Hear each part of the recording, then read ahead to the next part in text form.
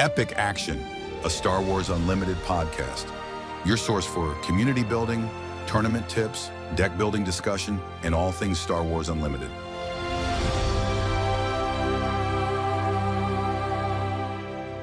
And welcome back to another episode of Epic Action, a Star Wars Unlimited podcast. I'm your host, Raul, and I'm here with Paul and Nick. How are you guys doing?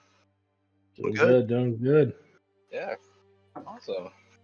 We figured today we started off with a little quick icebreaker of what's one Star Wars planet you want to live on and why. So let's go with Paul first. All right, for me, I'm going with Scarif. I feel like there's no planet that you could possibly want to live on that's any better in the Star Wars universe than Scarif. Talking about tropical beaches, pristine, sunny weather, perfect climate all the time. What about all the short troopers, though? I mean, you don't have to be on the dark side to work with the Empire. You know what I mean? Like, everybody needs a few extra credits. Okay. This guy. Mr. Underworld over here. Nick?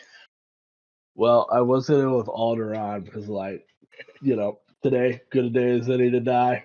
Go out in a blaze of glory. But I think I'm going to pick Indoor, just because I guess it's a moon, not really a planet. But just, make a bunch of traps with the Ewoks, start my own little cult with them. Hopefully they don't eat you first. All right. Okay. I don't know. That's what I got. All right, fair. I'm kind of partial to the Wookiees, so I want to hang with them on Kashyyyk. I know it's kind of hot and humid, but I think it'd be pretty cool to live in the forest. A little bit of shade. A little bit of shade, yeah. Awesome. So just wanted to thank everyone for tuning in for the episode. We've been pretty busy the last few days, just like posting everywhere we can. Paul was posting on Reddit, and we got a good response from there. So for our viewers, listeners, just want to make sure you guys know we're response on yeah. So thank you, everybody. But just want to let you all know we're on a bunch of different platforms now, like including YouTube, Spotify, Amazon Music, iHeartRadio. Shout out to Shaggy9342 on Reddit for letting us know about Podcast Addicts. He said he had a bunch of slew podcasts, and that put it all in one place for him. So if anyone out there has any other platforms you want to see us on, let us know. See, I thought your notes said he was a podcast addict. I was like, oh man, yeah, he's probably struggling to get through. Well, he this did say one. he was already had 6, so this would make 7 hopefully for him. So I think it checks out. Oh my gosh. I am working on trying to get a Apple set up. I just don't have an Apple device, so it's a little speed bump there. But we'll figure that out. Shaggy's not one of the listeners that are apparently out in Germany, are they? Is he? Oh yeah, no, I don't know. We did look at the map. We got some people from Belgium, so that was pretty cool. Belgium, Germany, Brazil. Yeah. Shout out to all of you guys. Awesome. I don't know how you're making it through this, but we'll do better in the future. Yeah. Paul just from my mic issues last week. I was trying a new mic. Didn't work out so well, so we're back to the first one. So hopefully that sounds better. So today we want to start talking about Nick's PQ adventure. He went to games and stuff in Baltimore? Somewhere near there. Maryland. Yeah, just outside of games and stuff outside of Baltimore. Didn't do so hot yet again. 2 and 4, and then I went to Outback with Hob, who I used to play Star Wars Legion with the whole time. Yeah. So we got to catch up for a while and hang out. He just had a kid, so we had to talk about that. For the guys from Golden Dice were there at the bar with us. Get the Bloomin' Onion? We did not get the Bloomin' Onion. I got a porterhouse. That was good. But no Bloomin' Onion. Cool. So what'd you take to the PQ? Was it the Boss? I took Boss Green. After playing it 6 times in a row at the PQ, there was definitely some things I needed to change, and maybe change back from things I changed about it. Some things that just didn't work out. I was trying, one of the things I don't like about it is on 5 resources, if you don't have, overwhelming barrage in your hand, you're kind of either screwed for that turn because you have something that's like a 7 drop or a 6 drop, and or you have like 2 drops in your hands. Okay. So I was trying to put something in there that would kind of even that out a little bit, and I think I added another 6 drop, so I added like Kylo Ren. It was just, it didn't work. I added some bravados in the sideboard. That did come in handy in like one or 2 games, but those games it was more win better. I was already pretty much winning those games anyway. Okay. So what did you face? So starting off, faced Han Yellow. First thing in the guy, Padawan Unlimited podcast. So shout out there. I haven't gotten to listen to it. Sorry, but yeah, super guy, nice guy. Went to 3 games. Really good player. I think it was. We got down to it. I think both of us were really rushed in the 3rd game. One issue I have with, and this is not like any knock on my opponent. This is more like my issue with some of these like Han Yellows in general is, especially if people are picking them up now and they haven't played it a lot, and you're taking it to a timed event. Either get some reps in, get it there, like, because it will get you to time. It will, we think we finished with like a minute and a half left in the time, because there's a lot of decisions to be made, and I think there's a lot of points where you can make or break your whole game. And so, like I said, not a knock on opponent. Just I know there's going to be a lot of people playing Han Yellow because of how well it's doing. Think about it.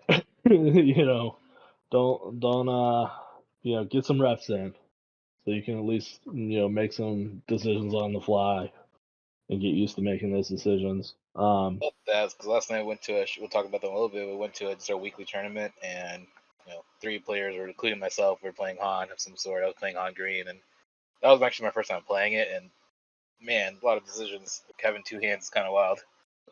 Yeah. Yep. Nice. So you're good. Yeah, so then we went to rounds 2 and 3 are pretty much the same thing. Quinlan, Tarkentown, back to back. The first round, second round, I crushed the first game and then just got slaughtered the next 2. It's really the hand hate that killed a lot of it. Not it, especially if you don't draw a ramp, and then you get all your cards discarded that you want to play on your certain turns. I think the start turn 1 of the second game of the second round, he Spark a Rebellion, Spark a Rebellion, my Price on Your Head out of my hand. There goes my turn 1 play. There also goes my ramp. Now we're fighting a whole different game, and force chokes left and right. I think he drew like all 3 force chokes in a row, and I'm like, oh my gosh. Was it similar to Grixless from Showdown? You'd say? Probably. I don't. Both of them were slightly different. I couldn't tell you off the top of my head how slightly different they were, but I just left thinking like I have no idea what to do against this. And it's just it took away everything I wanted to do, and when by the time I would get to 6 and 7, I was already in a point where I'm trying to stabilize and I'm way far behind. I did make in the second round. I made a mistake of letting a K2 survive. I should have overwhelmed him with Boss and just, took the death. Instead, I killed his Quinlan, leaving my Maul on the, table there. I was trying to save some health, and then he just, wing leadered it again. So then it was hitting for 8, and it was rough. I was wondering about you playing like so many high profile matches against Quinlan. Like you played against Quinlan with Rick, right? And then Yeah. you're gonna run into it twice at the PQ. Do you feel like that deck is autopilotable, or does the pilot skill really matter deeply with Quinlan? Like based off of your opinion? I think it does matter a little bit. I mean, obviously nowhere near as much as Han. But there is times you're gonna want, like, when do you skip a turn to make somebody discard something? And I think that's been the question on a lot of things since, hand hate became kind of more viable after set 2. Similar to, like, well, I'm taking turns off to ramp anyway, so it makes it a lot easier for them to go ahead and, take a turn off and pillage my hand. But I think maybe against a Sabine or something that is a little bit quicker, or taking those early turns to hit you, it's probably gotta be a little bit more skill there. But it's back to that 5 resource turn again. If you don't have overwhelming barrage and you don't have things on the board, that deck is going to hit you hard. Yeah. Which is what I felt. So, I think was it Han Green was the overall winner of the PQ? Yeah, I did So- not see a Han Green. I saw another Boss Mirror after that. Boss Green Mirror. Hadn't played that before the PQ. Did really well. That's Bravado came in handy. I put in a Relentless in a sideboard in game 2. Hit with the Relentless. Bravado the Relentless, hit again. Match 1. Nice. Again, all my opponents were super nice. I didn't have a bad opponent the whole time. Got to see some of the friends from local area, Ryan DeCreasy, Ryan Caro, Ryan's brother. All of them were, everybody we know from local areas was out there pretty much. But then we went into round, what was it, 5 at that point. So I'm sitting at 2-2 basically. I was like, all right, I can win 1. They were giving out prizes for 4 and 3. Come up, another Han yellow. Pretty quick games. He took both of them. I feel like Boss Green, as it was constructed at that time, was probably closer to 50-50 with Han Yellow. The good about Boss, because you are ramping, that DJ effect is having less of an effect on you than maybe some other decks. For sure. And that was kind of meted out through, our weeklies last night where, I played 3 Hans. And Yeah, so let's talk about that. So, we played last night at Game Garrison. 6 players, it was a little small tournament, but 3 of us, including myself, were playing Han Yellow. I just decided to try. I was playing Han Green, sorry, but I decided just to try it out because I just wanted to get a little more experience playing as it, so that when I come up against it, I have more of an idea what I can do against it. Yeah. Yeah, so I played all 3 of you guys. Beat all of them. Yep. Made the changes that I decided to make. Decided I needed to make after the PQ. Mostly just because I ran out of time and I didn't have any chance to put anything else together. But I mainboarded the bravados. Had another 5 option. Put the timely interventions in. Was able to get Piats off that I wasn't really able to get the PQ. And I think But yeah, did I double or triple DJ you?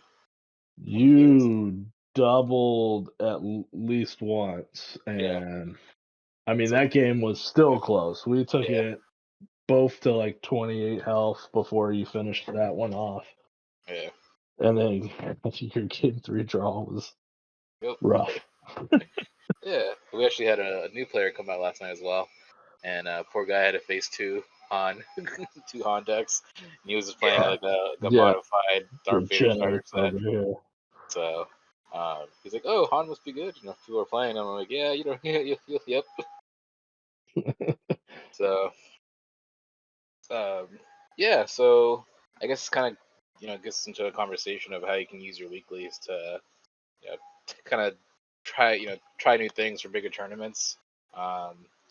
So like I said earlier, I was trying out Han just to see how, what his playstyle was from the pilot seat, and just the amount of decision making you got to make kind of slowed the game down for me because I'm used to playing real fast. Like this one, I had to double and triple check my smuggle cards, and I had tech out. It's like a lot of different options, and I just found that you can really make a mistake with that deck because you get punished really quick for it.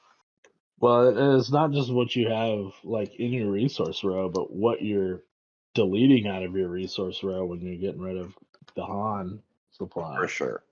And not setting yourself up for, I wish I had this, way later on in the game, but I Waylay deleted is my surprise waylay. strike. That's what I was thinking, Yeah, I found myself discarding just like first time playing the deck, like the higher end cards like Han, Solo, and Enfys Nest. Like if I research those are probably the ones getting discarded. Yeah. Feel like that was the right move. When I play Yeah. Han, and especially with Han Yellow, like I do like the Han Green better. And I don't know if you remember when we were doing PQ prep, I was like, man, I really like the Han Green, and I wanted to do that. And I think we built it and played against Anakin a bunch of times. But when I'm Han Yellowing, like most of the time I'm throwing away Kira.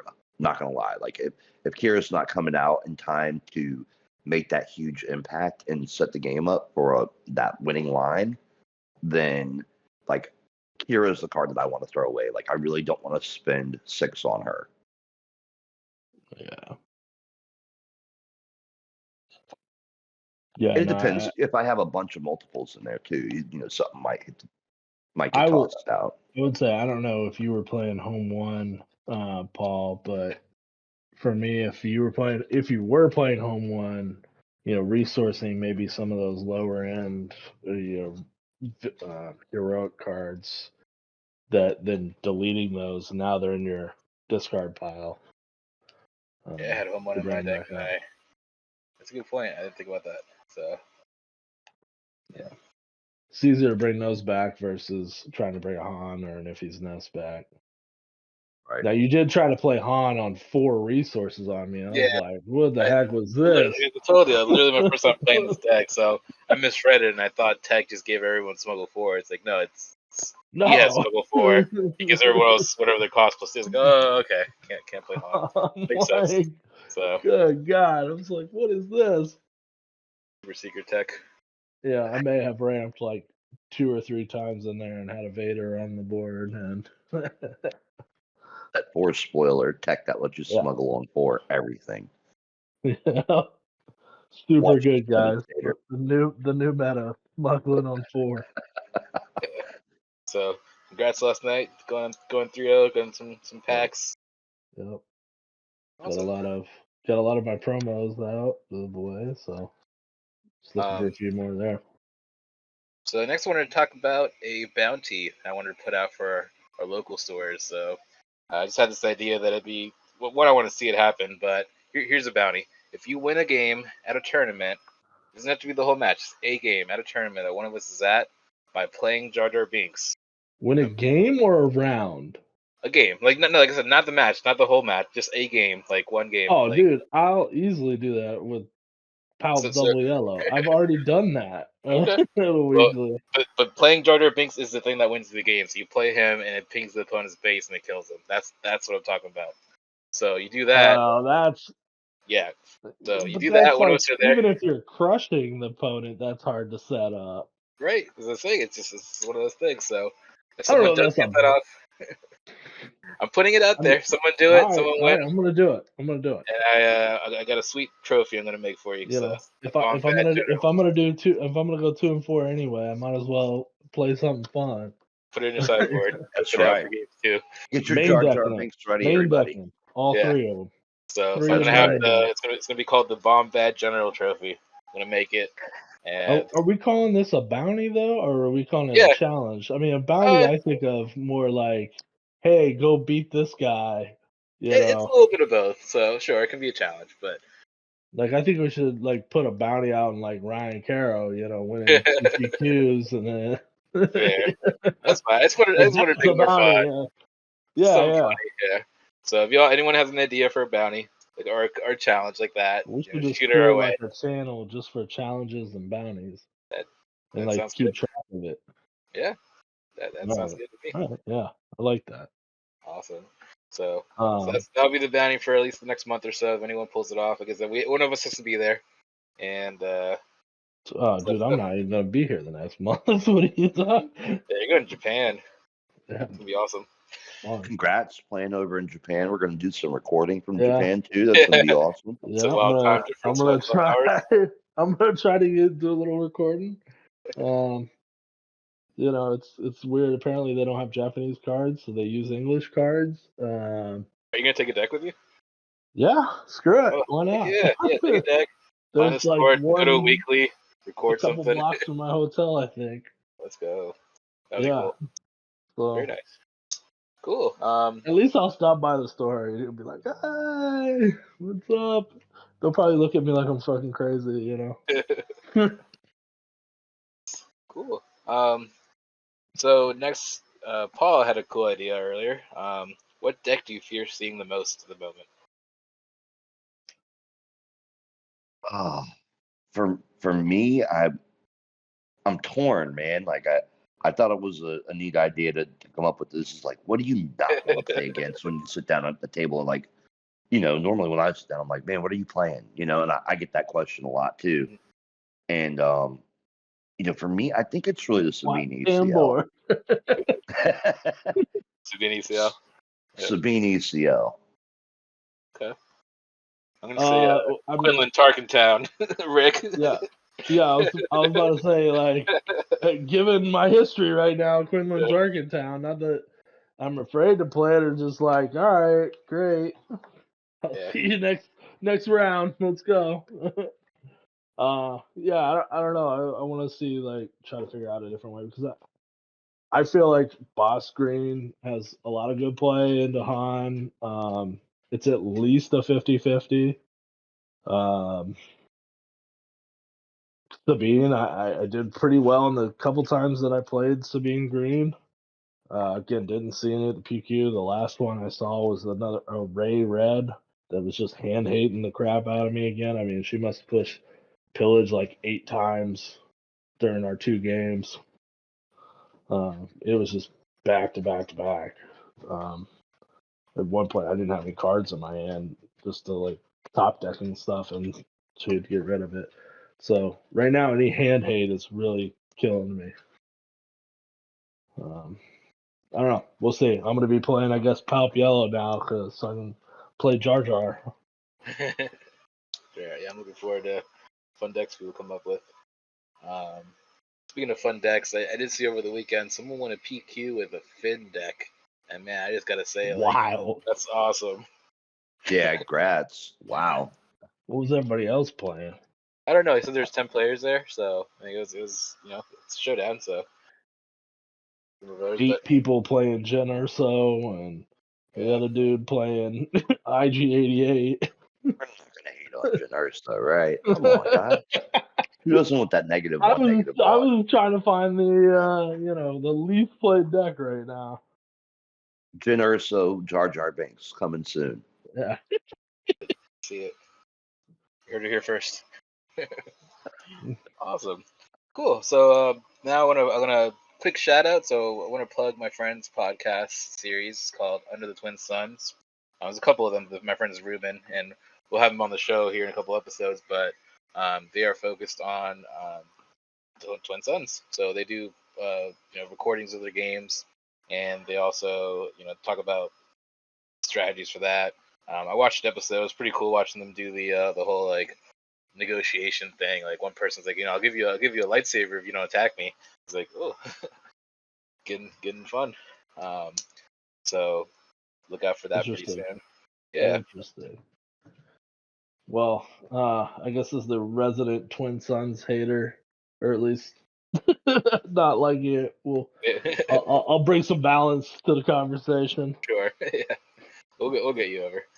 Truthfully, I've only really played a few Twin Suns games, but I've always enjoyed it. I am excited to see like once it goes up to 80 cards here with this next set, what it actually looks like, and how that community forms around that format, because there's a lot of people that believe like that's the casual format that's gonna keep the game going.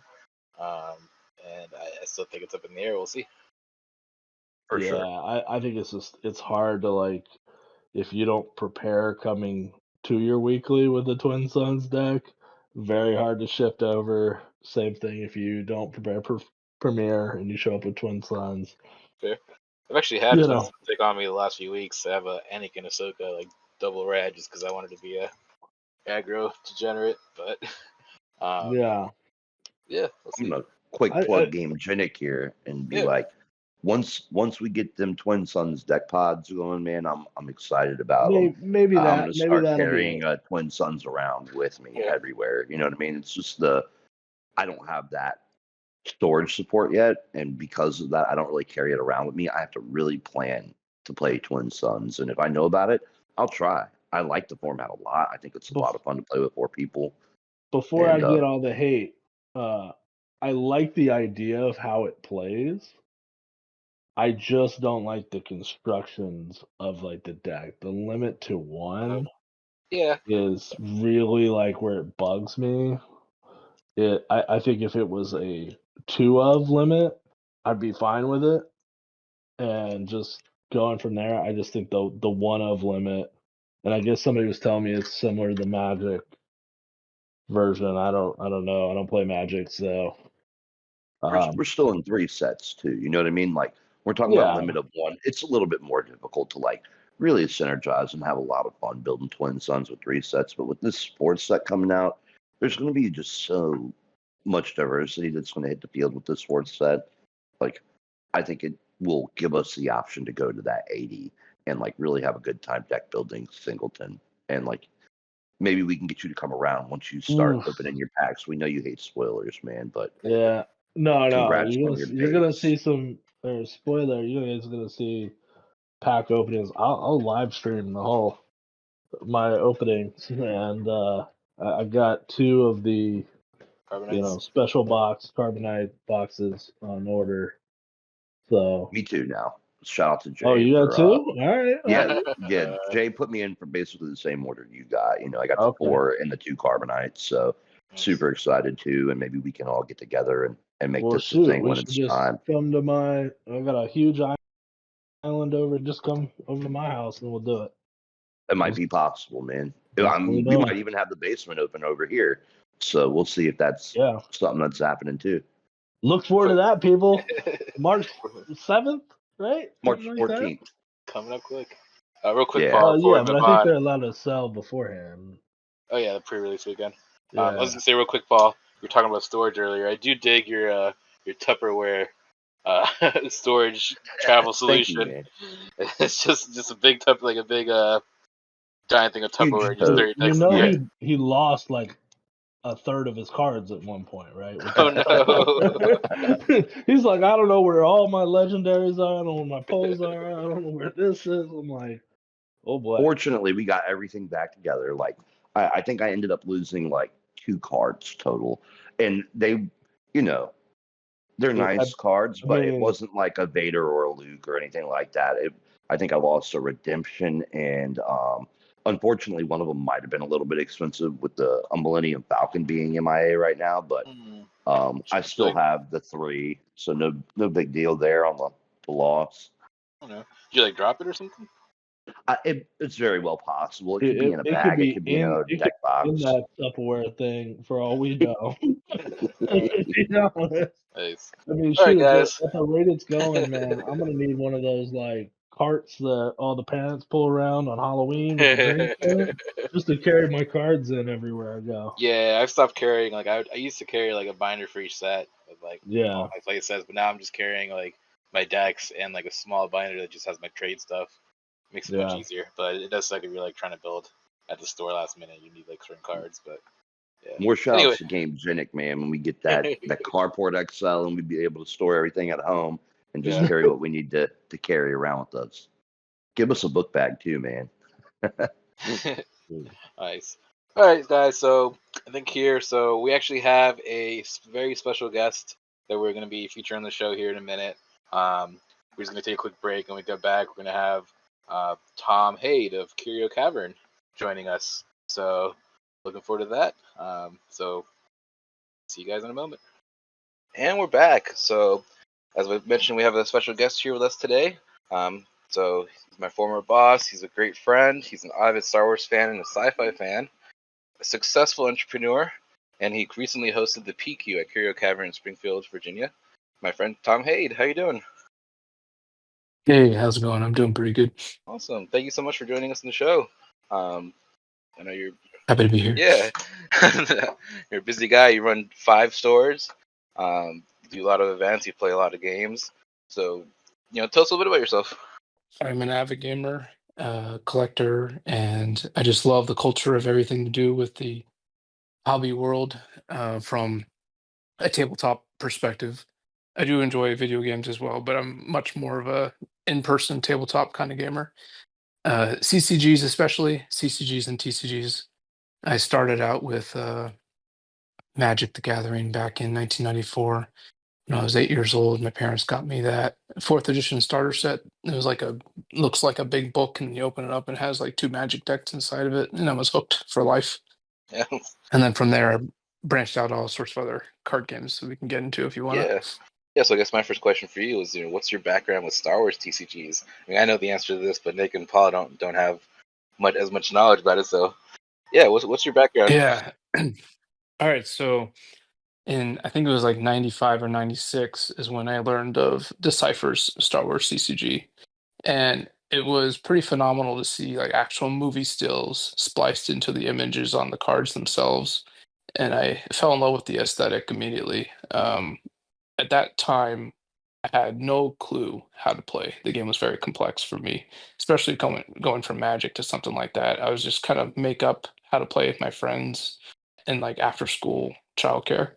And so I'd have like a deck that was just all Star Destroyers and AT-ATs and just like put them on the table and make up rules for who defeats who, that kind of thing. Nice. And I kind of just collected that for a while, but I didn't really pick up actually learning how to play until after I opened Curio a year after. It was like 2012. I had a customer come in and he brought in some cards for that game, and I was like, "Oh, is this game still around?"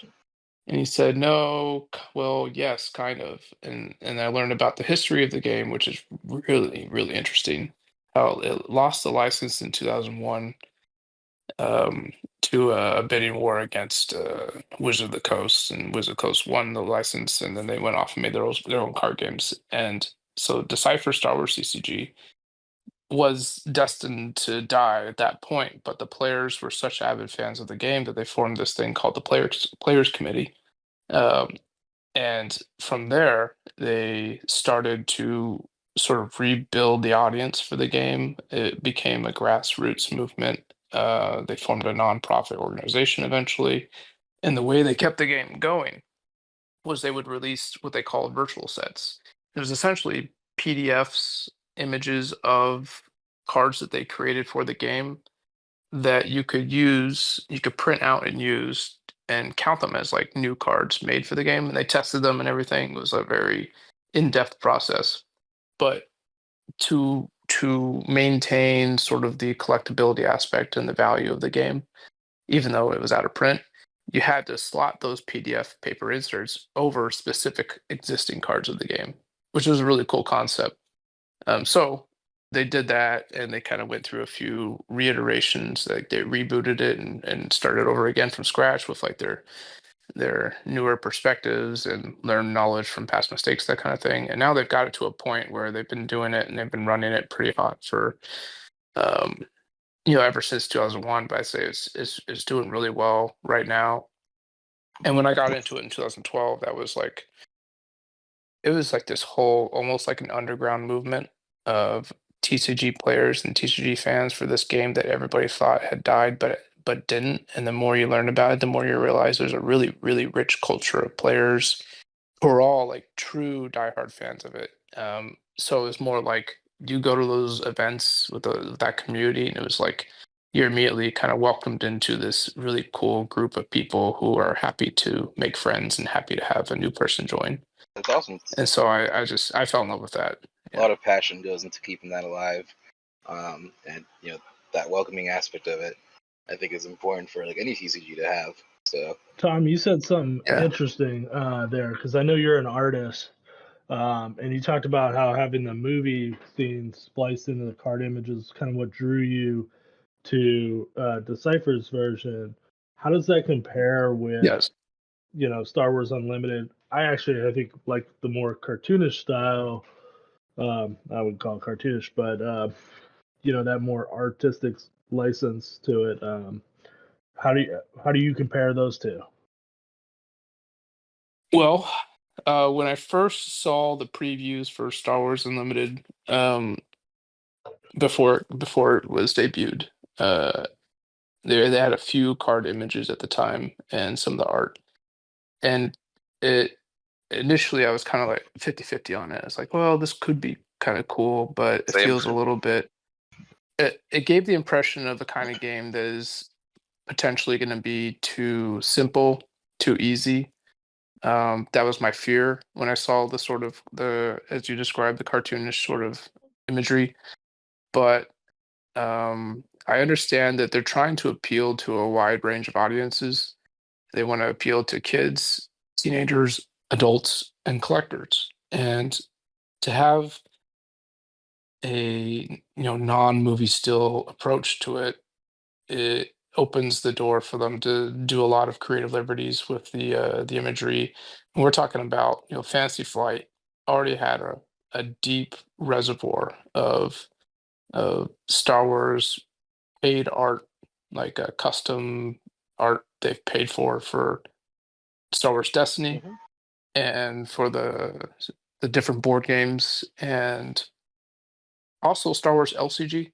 They ran that for many years, and so they have all this rich art.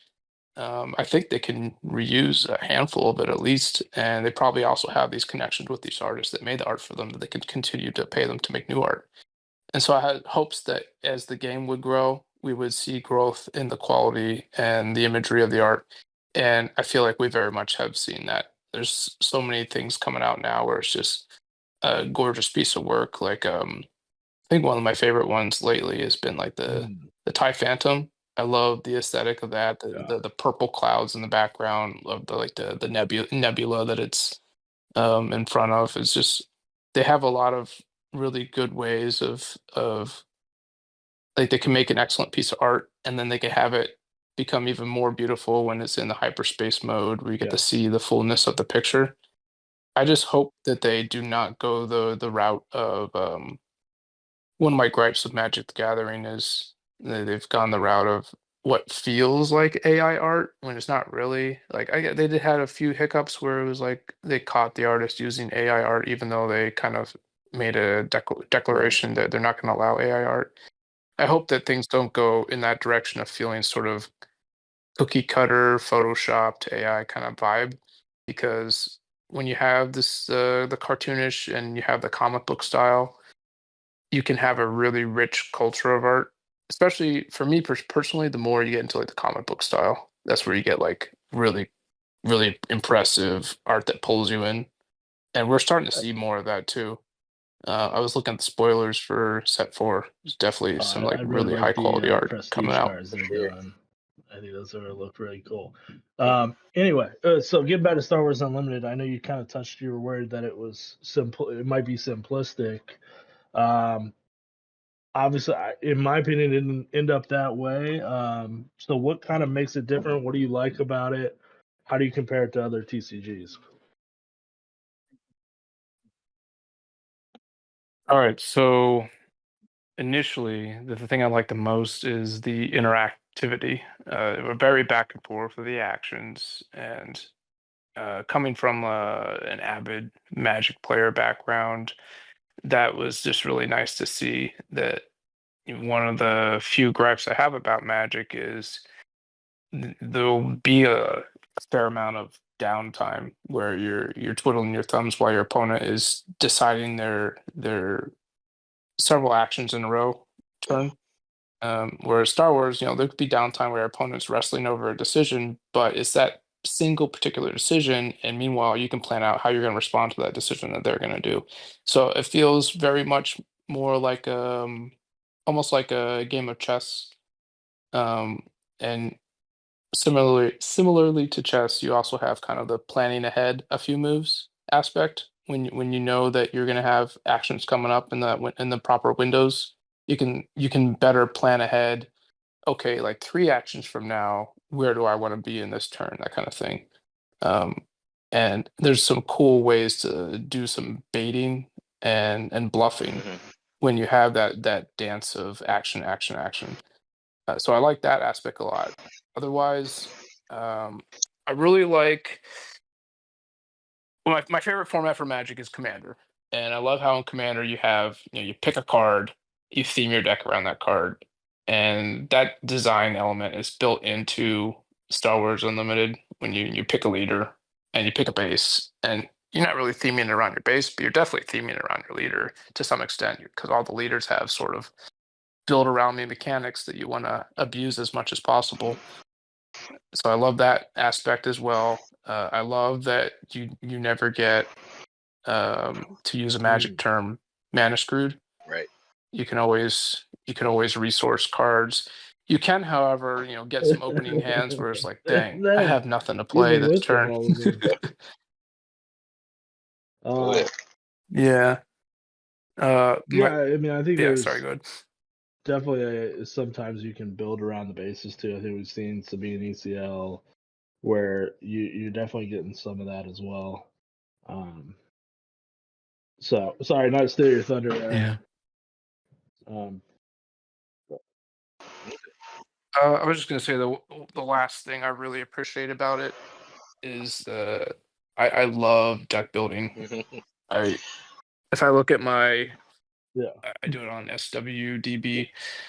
I have like I don't know, probably hundreds of decks that I've built that just sit on there. I love just plotting it out, planning, looking at the numbers, trying to figure out different synergies and strategies. Yeah, it's always very The cool. deck building aspect, the more subtle things are, the more fun the deck building is. And I feel like with SWU, the subtleties are very rich. You have a lot of you're trying to get small bits of incremental advantage over the course of a game, um, and work that out over time. And yes, there are decks that are more about trying to piece together a combo, like Tech plus DJ, or mill your opponent out. So you're just looking for like survive to the end game and have a restock when your opponent doesn't. Red and blue. But yeah, exactly. The only Is that thing he still your plays favorite is deck, Yeah. Red and Blue? Yeah. I'm sure. Yeah, yeah, Yep. yeah. We know it. I mean, I love that that's an element in the game. The game has grown pretty well into it's not just a rock, paper, scissors. It's now like a rock, paper, scissors, grenade, Rocket launcher. grenade launcher. Yeah. Yeah. I lost my thought. So kind of shifting gears a little bit, like we've talked a bit about the things that you enjoy about Star Wars Unlimited. I want to bring it sort of to your business model a little bit. When I come to your stores, and you do have a lot of them, they're all really awesome. I've been to 3 for sure, which is SCO, Loisdale, and Springfield Mall, and they all have like a different, unique aesthetic to them. But inside of your Loisdale store, I noticed like it's the best selection of every store I've been to, and I've been to a lot, all the way from you know New York to Florida, stopping in stores, taking looks, and you have the best singles in the best single market.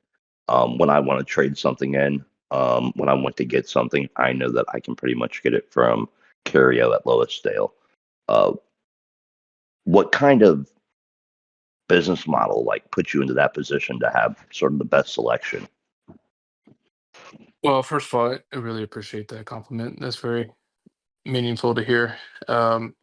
We try very hard to cater as much as we can to all the different games that our customers express to us that they are interested in, that they appreciate. Um, when it comes to TCGs, there's new ones coming out every year, sometimes multiple a year. So I've seen a lot of hobby shops go the path of we want to connect our core identity to these handful of particular games. We want to be a Magic shop, or we want to be a Magic shop and a Pokemon shop, or just a Pokemon shop. Those kind of things. And I understand that because I understand how overwhelming all these different games coming out can be. But I think that the difference between being successful and being sort of stagnant in a way is the willingness to embrace these new games that are coming out. And Star Wars is pretty new. It's what are we looking at? Like a Not year even and a a half, year. 2 years old Not, now. I think it's about a year. I'm right Year, at yeah. a year. A year, a Yeah, year. felt like a long longer. Man, But time flies when you're having fun playing oh Star yeah, Wars. So I will dabble at least a little bit in pretty much every game that comes out that I'm at least catching wind of. But if I try very hard to listen to the players, and if I'm getting just a handful of voices that are interested in something, that is enough for me to try and take a big enough bite to really have the product to fully appease their interests. Because having the sealed product isn't enough sometimes, for really supporting a card game. And when it comes to a card game that has a lot of customization, a lot of deck building aspects, a lot of growth aspect, and Star Wars absolutely has a lot of growth aspect, both with the IP and it being backed by Fantasy Flight and Asmodee. Um, Having the singles really tells the players, like, listen, like we care a lot about this. We want you guys to have as much an access to this product as we possibly can give you. And it became especially integral to keeping the game going strong when the sealed product was hitting extremely limited supplies.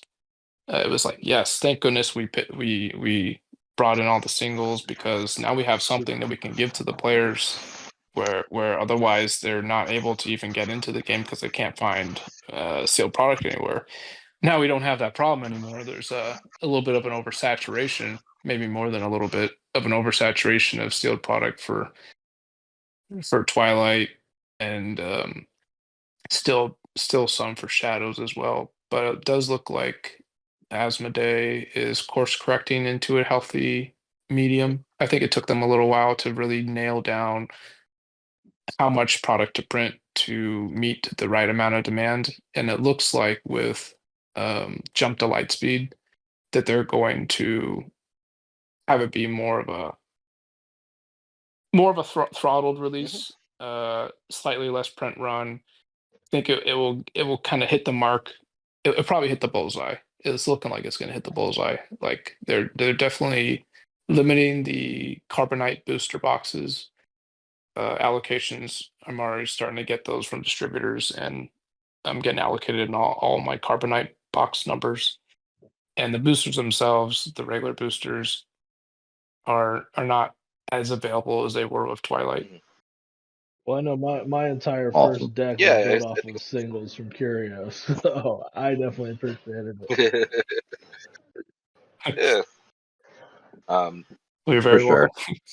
And Curio, on another note, real quick, we noticed that like even with like the oversaturation, you guys are consistently running draft events to let new players in to be able to go through some of that sealed product, whereas a lot of other stores will only host it once in a while. You guys are doing it at least once a week. Yeah, we're trying to do drafts on Fridays and premiere on Sundays. We did have to dial back our events a bit. We were doing events at 3 separate locations weekly, and with the overprinting of shadows and everything, and and Twilight, we did see like a waning of the interest of the totality of competitive play, to a point where we did have to sort of um, tighten Yeah, bring tighten it back a little bit. things up a Yeah. bit. Yeah. Yeah. But we feel like we've got a pretty good balance now, and it's been pretty consistent going forward. And I do expect things to start growing again, and there being more interest in total competitive play with this next set's release. It seems to be hyping up very well. I think the community needs to see that the product is clearly collectible. Again, because I think that was the concern. There was a lot of players that were both players and collectors. And when someone's both a player and a collector, but then the stuff they're collecting is devaluing as they're buying it, it kind of erodes their interest and they bow out of the game. So I'm hoping that with a healthy print run for Jump to Lightspeed, it will solidify those. Oh, it will cancel out those worries and keep those players in the game That kind of Sure. feeds and into bring new my people my into the next game. question here is Sure. like, where do you see the future of Swoop going? Positives, things you'd like to see change. I just Jumping figured it ahead a was little bit, Nick. flowing right into it. Alright. Up into Lightspeed. Alright. Okay. Well, I just wanted to say real quick, like I said it before, set 4 is going to be make or break for the game, but I think it's in a good spot, like you said, and I'm looking forward to it. I also wanted to say earlier, we were talking about the art. I think they've taken some big risks on some of the art they put out, but I like that. It's like not everything's going to be like a Yeah. banger, but it looks like they're giving their artists a lot of space to like try things and grow. Like I said, already in 4 sets, we've seen a lot of growth in like quality of the art and just the cool things they're doing with it. Yeah, I don't want any more art of that one guy that does like the faces I for was about Han to Solo. Also, say, derp. I mean, at What least is Um, don't going give me a on with laugh. that guy? I'll say. It's so goofy. yeah, That is true. Okay, so you want me to jump to that other question? sure. Okay, so things I want to see for the future of Yeah. the game and concerns I have for the future. All right, so with game mechanic wise, I hope to see in Jump to Lightspeed something that serves as a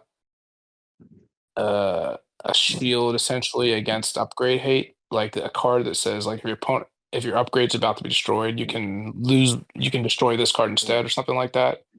Because as much as I love the pilot system, it seems like everyone's just gonna play a couple confiscates in their deck, and it's like I don't look forward to people having the feels bad experience of deploying their pilot leader and then losing it to a one cost uh, play from your opponent. It just feels like that's not going to be a healthy experience for the game. So I assume, I feel like it's a healthy assumption that they have some plan for Yeah, addressing they that. they They mentioned it, mentioned but it. I think I'm I had concerned, and thought that's an initially it was, interesting way of possibly doing it, because you don't get the face down cards like you would. I'm going back to my time of playing Yu-Gi-Oh, where hey, they have a card and it's like a reaction card. So having something else out there might be interesting. yeah, Cool. It's like another yeah, unit you play beforehand it's in the field, and it's, if another upgrade to be defeated, defeat this instead type deal. So you set it up exactly. before. So like I said, it's not like jump my leader out and dead. It's like jump my leader out, but I already have this protection in place. Yep. And maybe it could even be a base, like that gives you like a one-time buffer against an upgrade hate kind of thing. Like that could also be like if they did like a common base for each color that gave you that option or something. I had expected that they were gonna say leader upgrades aren't able to be destroyed by cards that destroy simply upgrades. Mhm. But it sounds like, as best I could determine, that they're saying that that is a possibility, that leader upgrades are susceptible Yes. to cards that just say destroy target Yeah. upgrades. Yeah. They So specifically said I, that. if they were to change that, they would have to backpedal on their own word, and I don't think they're going to do that. So other concern I have is whether or not they're going to introduce a rotation, and how soon they would introduce the rotation, and how the rotation would be implemented. If it's a full rotation and they're going to say like the first block, the first 3 sets are going to rotate out by the certain date, I think that that could kill the game. And depends on how they do it. I don't think they're going to do it in an unwise way, but I really hope to not see a situation where there's a rotation anytime soon. I especially don't want players and collectors and investors to feel like, oh, all these like high value cards that I finally got from Spark of Rebellion, like my 3 hyperspace foil Jedi Luke Yep. Skywalkers and all these things, are suddenly going to be worthless or worth a lot less and unplayable in the formats that are mainly supported by all like the top premier level events going around. I don't think the game is going to be at a point where it can concurrently push 2 competitive formats until we're talking like maybe a decade down the road, or like at least 6 years. Just from what I've seen of the history of TCGs, it's very hard for a TCG to get to a point where it has like 2 very strong separate competitive formats. It's usually you have one main competitive format, and then you have like a casual format, like Twin Suns, for example. But to be able to push 2 very strong, and this again, this is not talking about limited. Limited's always like its own separate thing. But for SWU, if they have like Legacy and Premier, I don't think Legacy would really take root until the game's been out for a long time, and there's like a you have clearly 2 very, very different formats by allowing them to exist concurrently. So that's my other major concern, is like how they're going to handle the rotation. I guess I have one more concern: is what are they going to do about reprints? Are they going to reprint stuff a little bit too overzealously, like Magic does? And if they do that, is that going to also erode consumer confidence? Or are they going to just do like a few reprints here and there? They've already shown us the willingness to reprint with the I forget the name of the version. There's like Couple San Diego cards. Comic Yeah. Con. Yeah, There's a couple cards that were printed. and they did. Like Juggernaut, Cargo Juggernaut was printed 1 and 2. Yeah. Well, I was talking about the like the legendaries though, like the the Darth Vader Mhm. got and Emperor Palpatine. You have like those like black and Oh, white the convention versions. exclusive ones. Yeah. Yeah, those, and then they also are doing some of these cards as the judge promos going forward as well. That's a very minor reprint. Hmm. It's not like they're available in a set. Um, Now, things I hope to see for the game. Um, I hope that they keep it very balanced. I felt like with set 1 and set 2, they had it extremely balanced, but they made one mistake, and it was Boba Fett leader. And they corrected the mistake. So things are a little bit healthy again. But I hope they do a good job of keeping things feeling very balanced, because this is a game where, as I was saying earlier, subtleties are the ideal path to victory. But if you have something that's suddenly clearly dominating, um, all those subtle strategies that like you could, for example, the ability to play like a Tarkin or a Watt Tambor deck right now, you have the chance of winning a competitive game if you just play it right. If you have a deck like Boba Fett in the meta that's just so strong, and you don't have a chance with those decks. So they need to keep things like all on this sort of even playing field to some extent, and that's very, very hard to do with a So TCG. some of the people. Oh, sorry. I was gonna say some of the people we've been talking to, I know have talked about they want to see sets more push, and you're saying kind of the opposite. Keep it balanced. What's your opinion on like having future sets that may be a little bit more powerful or not? Well, TCGs by nature always need some amount of power creep as the sets come out over time to get people to buy the product. I get that. I've sort of just learned to accept that. Um, I'm privileged in being a Star Wars CCG player that there's no need for that in Star Wars CCG because when they're making new sets for that, like the virtual sets, it's all free. There's no money attached to it, so it's not like they have to sell a product. But for SWU, yeah, I think it's better just to see them try different things. Like the pilot stuff is very different. I hope that there'll be a lot more outside the box thinking because it seems like they're doing an excellent job at outside the box thinking, and I just really want to see more of that. Um, I'm a little bit concerned about the new Thrawn leader and the new Chimera just being like, man, these are so much better than the old Thrawn leader and the old Chimera, and it feels a little bit awkward because it's like, well, now I want to play those old ones even less because I love Thrawn as a character, and I really wanted to play a Thrawn deck. But when I would play the Premier or the Spark Thrawn leader, it always felt underwhelming compared to other options. But this new Thrawn leader, it feels like, man, this is gonna be an excellent build around me card. And so for somebody that is a fan of Thrawn as a character, they can now check that box by playing this new card and not have to ever worry about the old Thrawn leader. And that old Thrawn leader is not being helped at all. It's kind of being outshined and outclassed. So that's the power creep element there in a sense. They're different colors though. Cunning versus vigilance. Yeah, Thrawn is definitely the first deck I'm going to build for this next set. Now I'm just going to mention the color difference. I think still makes them a little relevant if we get some more cards to support them in those colors. Yeah. I guess another power creep thing would be Director Krennic, the new I don't know if he's still called a director for this new version, but he's basically a crafty smuggler with an upside. He like comes out shielded as a 2 for a 2/2 shielded, and then your first unit you play each turn that has a when defeated text costs 1 less. It's just a phenomenal card, very strong. I guess unlike Crafty Smuggler, he has a unique name. So Crafty Well, Smuggler, I you can think have he's 2 out at the tied to same time. villainy versus Crafty Smuggler just being yellow. Kind of opens him up a bit more too. That's true. Yeah.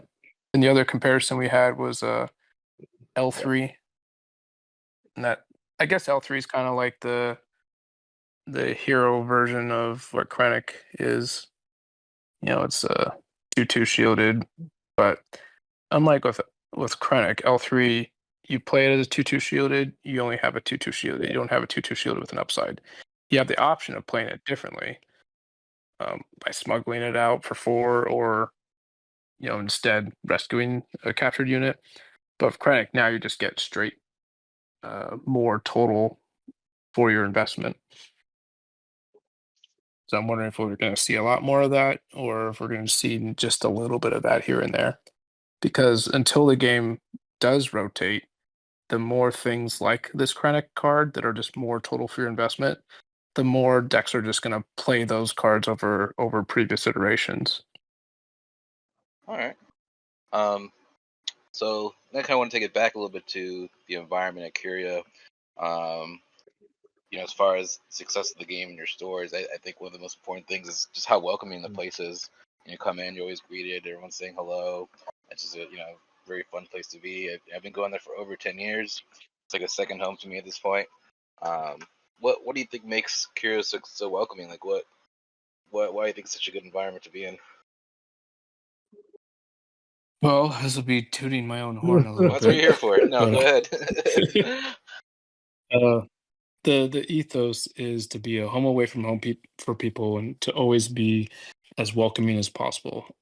No corporate overtone. I tell anytime I'm interviewing someone for the position of being a Curio staff member, I make it emphatically clear to them there's no corporate overtone here. I never want you to feel like you need to push a product. I just want you to talk about what you're passionate about, what you're happy about.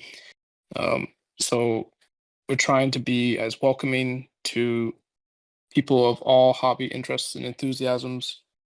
I think one of the unfortunate things you can see sometimes at hobby shops is that they're more like it's our clubhouse. You're not welcome here, or if you come in, you have to sort of earn your spot.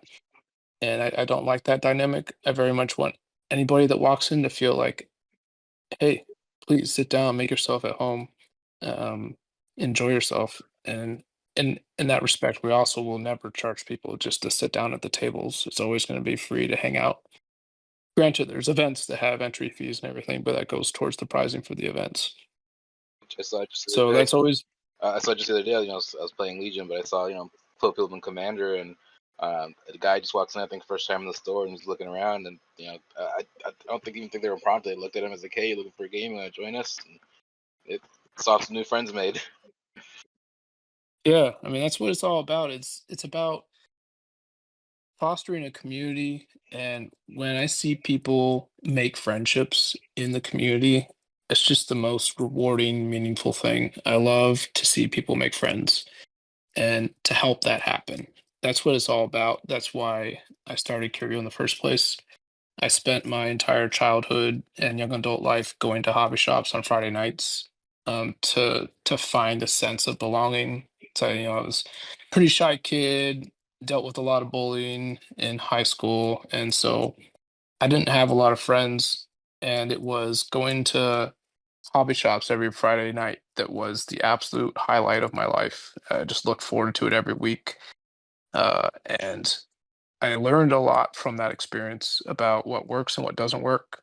Because unfortunately, the hobby shop I would go to on Friday nights would usually last about 2 to 4 years, and then it would die, and I would find a new one to go to, and then that one would die, and I'd find a new one to go to, and I wondered to myself, like, why do they keep dying? What's going on? How are they falling apart? And so I was able to like learn a lot from that, about what to do, what not to do. I even worked at one back in 2006 called Game Parlor. Oh, It was the Chantilly I one. didn't. That's Yeah, funny. I didn't know you worked there. I went there a few times, as a kid. That's funny. yeah, and it was an interesting experience. Towards the tail end of, I only worked there for, I think it was less than a year. Um, Towards the tail end of my experience there, I was like, I was able to sort of piece together, like, man, if I ever do this someday, which is at that time was a pipe dream for me. I was like, if I ever do this someday, I know what I want to do, and I know a lot of things here that I don't want to do. Yeah. Uh, Well, but yeah, well, hopefully I've done it right. Well, we'll say for my time, maybe listeners probably don't know, but I used to work at Curio. I only worked there for maybe half a year, but I'd been going there for many years before, Yeah, and it was probably like the best couple of months of my life as part of a job. Like I enjoyed going there. Like I would wake up excited to go. It's come early and hang out with other people, and then go into work to the shift. So I think that's a testament to the community you built. On another note, my personal experience with Tom, and probably the first time I ever talked to him, met him, I got incredibly lucky. Had a very high profile trade. Reached out to some of my friends. I called Cario up and said, "Hey, man, like this is the person you want to talk to," and didn't anticipate it at all. Calling the store. Tom actually reached out to me on his like private line. Like I ended up with his number and we texted and like discussed and worked out our trade, which is like not something that you get to do anywhere. You're not going to talk to the store owner about maybe, even if it is a high profile trade, it'd be like, come to the store, man. So that was pretty cool too, to state his testament and uh, actually like reaching out to the community itself. yeah. Well, man, It's my home away from home too. Yeah, I was saying, you mentioned you like deck building, and then I think almost every time I come into the store, I see in the back like just brewing something up, whether it's for Magic or SWU. Like you're always brewing. It's always great to see what you're working on, and ask you about your strategies and what you're thinking. Yeah, dude, I could talk about deck building ad For nauseum. sure. It's just So it was I love the culture of all the. It's like problem solving, but in the most fun kind of way. funny. Yeah, we kind of talked earlier. Like this is kind of like your introduction, but we definitely would love to have you back on to like do like deck tech and you get there, Nick? Yeah, it'd be my pleasure. Yeah. We'll figure out a time for you to come back and like if you have specific tech you want to talk about or just anything in general. We'll make it happen. Awesome. We've touched a lot of base on things like the future of Star Wars Unlimited and how things are going. What are your thoughts on like outside of limited promoting other like game modes like Twin Suns or even like cooking up possible alternative game modes for your player base that you fortunately have a huge amount of at Curio? I think yes, but I need to be patient about it. I think that the game is still in its infancy. Those things will naturally emerge. The more rich the card pool gets. I think Twin Suns, it's still fringe. It still needs to get like a bigger card pool for it to be like because Twin Suns is all one ofs, and I look forward to it being more customizable because there's only so much you can do right now for your Twin Sun decks. Now, this is me speaking from naivety because I have not played Twin Suns. I've just looked at the format and I've looked at some decks and I've watched some people play it, but haven't played it myself. So my experience there is admittedly lacking. In terms of other formats that could emerge, I think I think a limited cube designed format could be really, really cool. I think that will naturally occur. Give a few more sets. People are going to put together like cube packs. They're going to be like a really fun drafting experience. And that would be pretty cool. I listened to some of the first podcast, and you guys were talking about Yeah. assassins, things like that. I think are also really cool. I I haven't played it myself, but from what I understand, it was each person can only interact with another person in a way that allows you to scale it to like 5 to 6 people or something like that. Right. I do like that concept. I think that multiplayer in general, finding like a good multiplayer solution, should ultimately be the goal for TCG in a way that allows it to be casual. And it seems like between Twin Suns and something like that, um, the Assassin's format reminds me, by the way, of the Magic format, where I think it's called Prismatic or something, where you basically you're sitting in a circle of 5 and you attack someone that's like 2 spots away from you or something like that, or like the Magic format called Emperor, where it's like 3v3, but each person can only interact with the person in front of them or to their right or to their left. So it's like ways to like kind of break down the game into these different elements. Um, I kind of wanted to try a version of Twin Suns where it doesn't have the game ending clauses. Of like Twin Suns has like once someone's defeated, that's basically the game, right? Yeah, if you well you As soon finish as the first yeah, base. you finish that round and whoever has the most the healthiest base wins. Yeah, I kind of wanted to try that in a version that's more like I want the game to last long. So something like instead of that being the end of the round, Mhm. you're more just playing to last man Yeah. standing. That seemed more fun to me. For sure. I think so with the singleton and actually being able to produce stuff out of your deck and really get through the fact that you made this, 60 or maybe soon 80 card singleton deck. You get to kind of explore those options instead of just having something available to you. So it'll be fun to look forward to. Yeah. Is there any other formats that are like whispered about that you guys are intrigued by? I think there was a 2v2 people were talking about doing, just kind of like premiere style, but just with the 2v2. Two-headed Yeah, dragon something like type. that.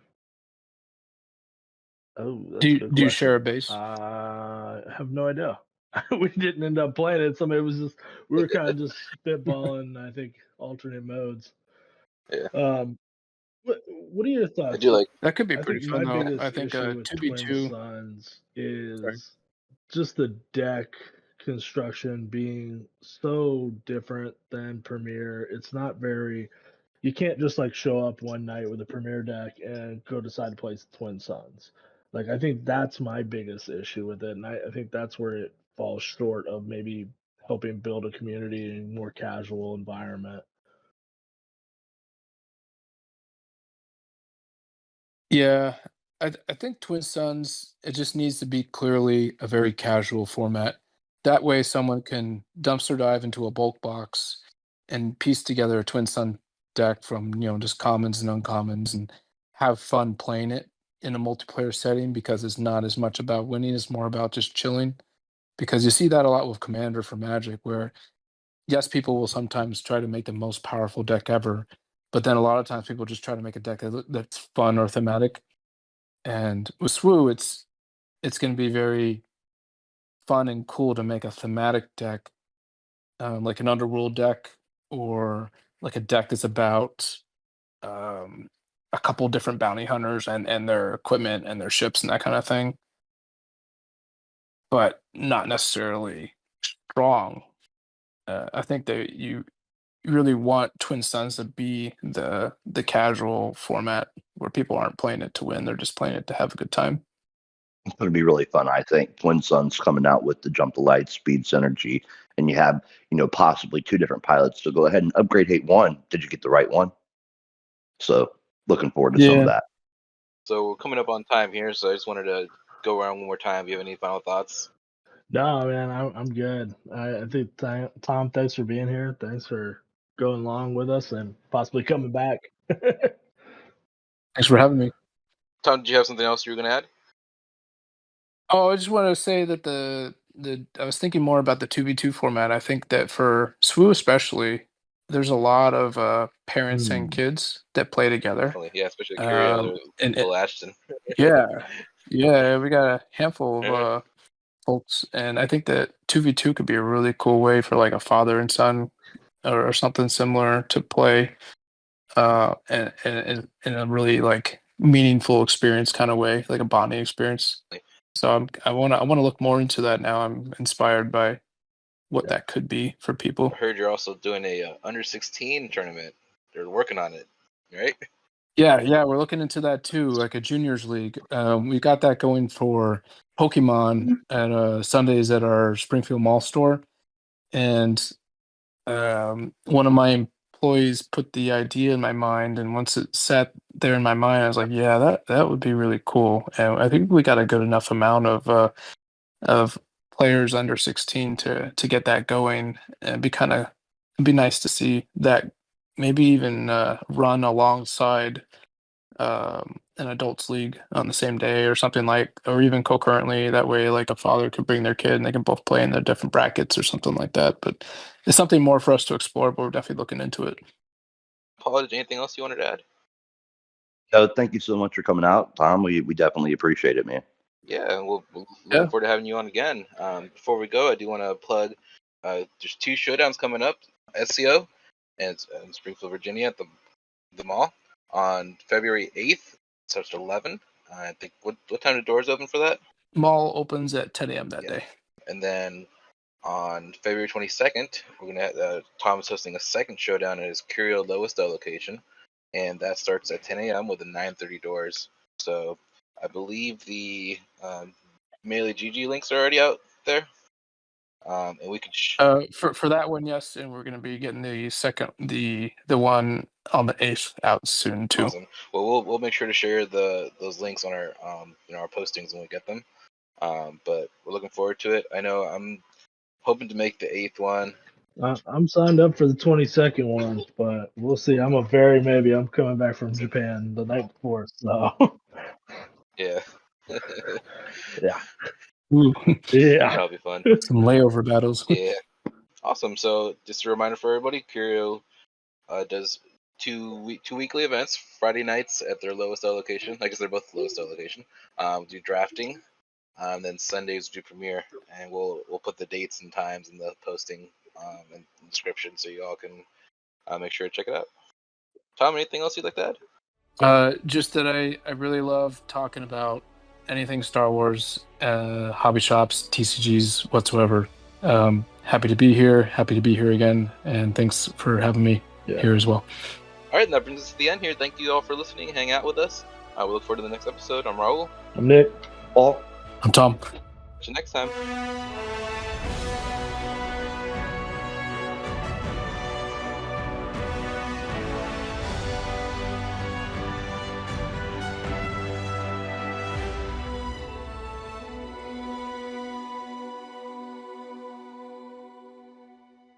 Man, the myth, the legend.